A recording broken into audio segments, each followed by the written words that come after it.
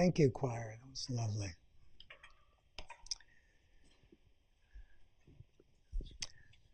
Friends, as we find ourselves at this time in our Jewish calendar, moving through the annual cycle of weekly Torah readings, working our way from the beginning of the 5 books of Moses at the time of the High Holy Days in the fall, right through each of the successive chapters of the mythic narrative of our people's early history. We are now in the midst of the third book of the Torah, Leviticus. And Leviticus is a challenging and complicated book in the Torah because it represents one of those aspects of the Bible that is often forgotten in our modern context, where we tend to think of the Bible primarily as a book of spiritual and religious truths, and we're not always in touch in this 21st century with the fact that it was also the Constitution, the civil code, and the daily guide to every aspect of life for our people in the wilderness and then later in the land of Israel 3,500 years ago. There are things, particularly in the laws and ordinances of the book of Leviticus, which to our mind seem strange and somewhat difficult, but in a broad context, they remind us that every aspect of the life of the community was guided by an underlying commitment to a particular concept. That the Jewish people were consecrated to be a kingdom of priests and a holy community, and that every aspect of their lives, from civil law to health and medical law to religious ritual and observance, all of this was seamlessly integrated, particularly in this book of the Torah, into a complete guideline for achieving sanctity and holiness as a community. What's quite clear throughout the Torah is that the laws, the ethical mandates that are presented to us and have been since Moses first taught them to our people following the revelation at Mount Sinai so long ago, the underlying value is that we as a spiritual community, and every community and every nation, is charged to care for every member of that community, particularly the powerless, the disenfranchised, and those who might not have access to the power and to the blessings of abundance that the rest of the community may in fact enjoy. And so tonight, as we read from the book of Leviticus in a very famous text from the 19th chapter, that many of you are indeed familiar with because it is so important that it was designated by the rabbis 2,000 years ago to be the special reading for Yom Kippur, the Day of Atonement, when it would set forth on that most sacred day of the year the underlying, overwhelming, overarching message of the entire Torah. And as we hear those words again, let's first join together in the blessing before the reading of the Torah. It is on page 92 in our prayer books. We join together. Baruch et Adonai Hamvorach, Baruch Adonai Hamvorach Leolam Vaed, Baruch Atah Adonai Eloheinu Melech HaOlam, Asher Bachar Banu Mikol Ha'amim, V'natan lanu et Torato. Baruch atah Adonai, noten haTorah. Together, praise God, to whom all praise is due. Let us praise God, to whom all praise is due, now and forever. We praise you, ruler of the universe. You have called us from all people by giving us the Torah.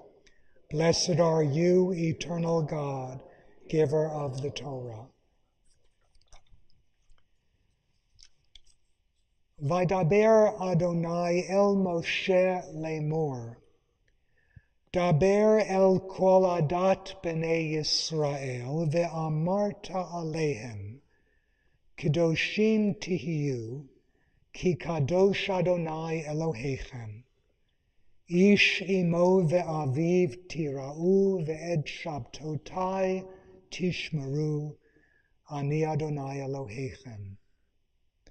Uvekutzrechem et kitzir artsechem lo techale pa'at sadecha, liktzor veleket kitzircha lo tilaket, v'karmecha lo teolel, uferet karmecha lo tilaket, le'ani v'lager ta'azov otam, ani Adonai Elohechem.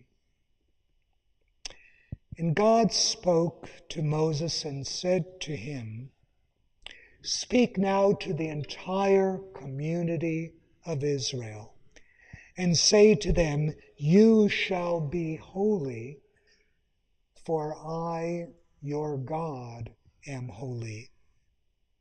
You shall honor your father and your mother, and you shall keep my Sabbaths, in which everyone shall rest in dignity, for I am your God." And now, as the text continues, a remarkable and up till that point unprecedented definition of what a holy community is truly meant to be.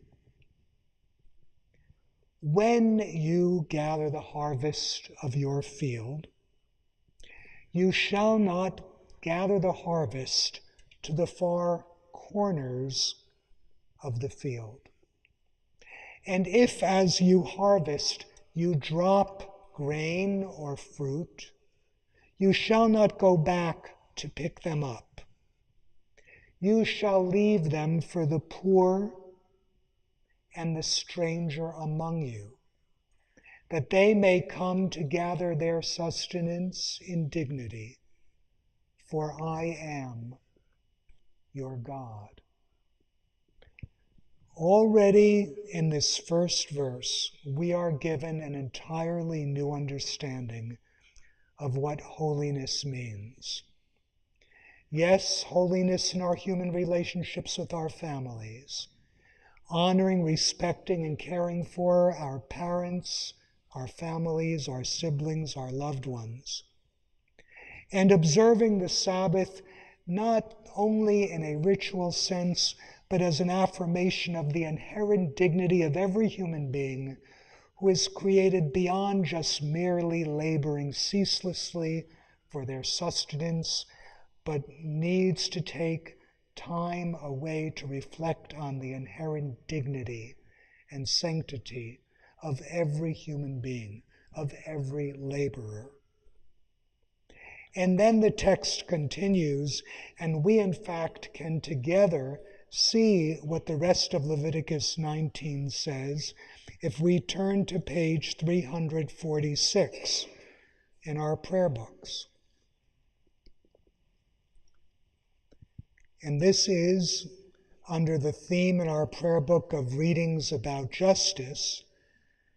This is a concise, responsive reading taken directly from the text of this chapter of the Torah. You shall not steal, and you shall not deceive or lie to one another.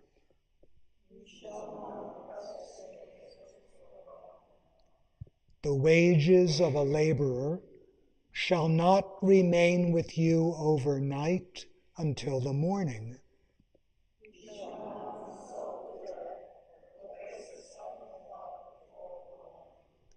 You shall do no injustice in judgment.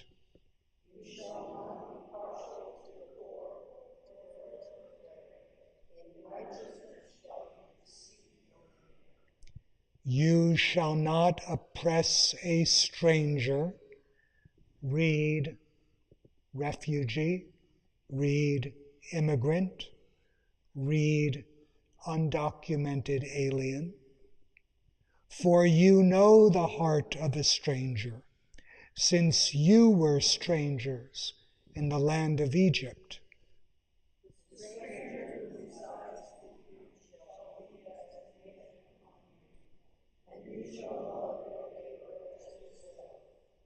You shall not harden your heart or shut your hand against the poor, but you shall open your hand to them.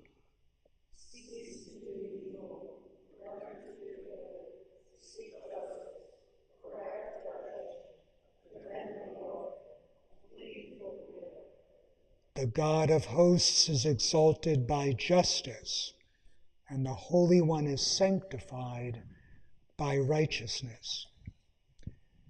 Here is the guide to a holy community, to a nation which claims to be founded on these biblical values of liberty and justice and opportunity for everyone. And in this challenging time in American history, when these values are being threatened and being maligned and being undermined,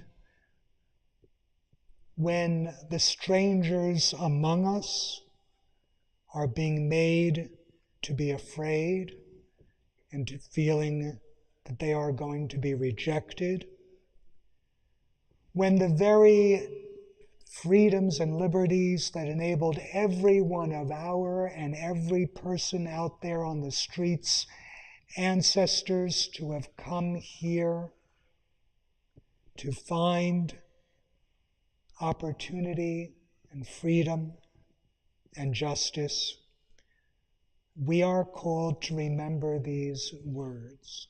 These are the words of God. These are not suggestions. These are commandments. And these are for all of us, of people of faith, of whatever faith, these are the shared vision of what a just and a holy society must be. And so as we continue our study of our tradition, remember that these words thunder down to us across the millennia, and they ground us in the commitments that we must each make as responsible, committed, patriotic citizens of this great nation to hold our country and our leadership accountable, and to measure ourselves and our community by the standards that define justice and righteousness for all people. We join together in the blessing following the reading of the Torah, the bottom of page 92.